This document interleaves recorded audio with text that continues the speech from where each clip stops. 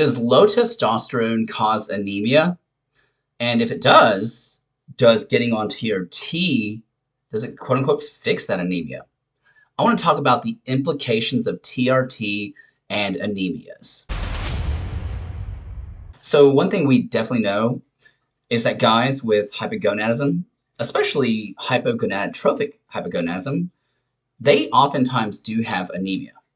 And when you get them on TRT, it typically resolves and their CBC goes back to normal. This is one of the principal reasons why elderly patients, elderly men, typically have some form or some degree of anemia, albeit even if it's mild. So to further expound on this, if you observe guys who have hypogonadotrophic hypogonadism, oftentimes they'll also have decreased expression of ferroportin and hepcidin. Now, ferroportin is a protein that essentially traffics iron that's absorbed in your GI tract throughout the body. So say you eat a big meal, it's high in iron. What ferroportin does is it takes that iron that you've absorbed in your GI tract, and essentially it's like a vehicle. It takes it wherever it needs to go throughout your body. Now, hepcidin, on the other hand, pumps the brakes on ferroportin's trafficking ability. So it mediates the ability of ferroportin to deliver iron throughout the body. Here's where testosterone comes into play. Testosterone suppresses the functions of hepcidin. So essentially, testosterone stops hepcidin from pumping the brakes on ferroportin from trafficking iron throughout your body.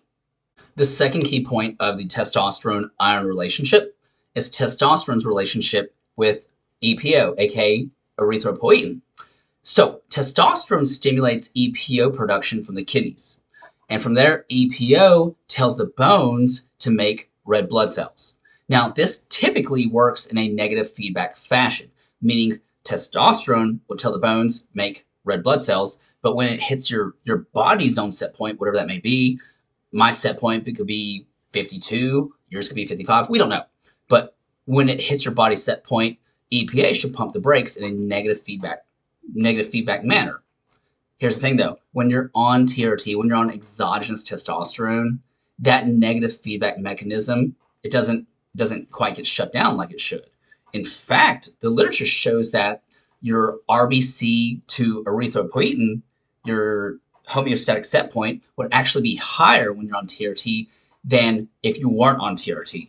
What's interesting is that anabolic hormones that have greater anabolic to androgenic profiles have greater degrees of EPO production. So, for instance, nandrolone. Nandrolone has an anabolic to androgenic ratio of roughly 10 to 1, 11 to 1. And therefore, it's going to have a greater influence on the amount of EPO produced in the kidneys. And therefore, hormones like nandrolone are going to have greater influences on possibly driving up erythrocytosis higher than testosterone would.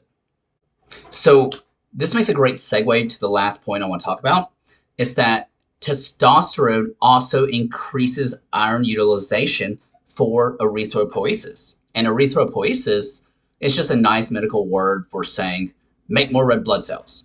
Okay, so you remember a minute ago I said that testosterone suppresses hepcidin, and hepcidin is what's going to allow or prohibit ferroportin from transporting iron throughout the body.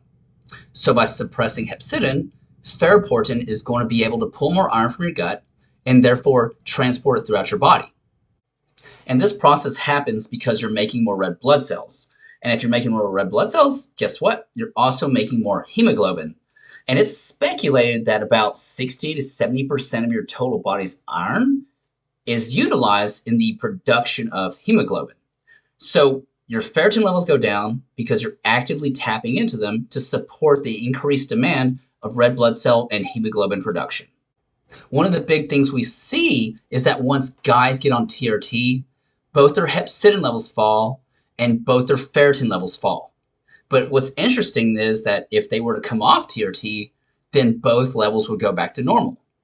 What this tells us is that testosterone was suppressing hepcidin because ferroportin was tapping into more ferritin, which is your storage form of iron, in an effort to support more red blood cell production.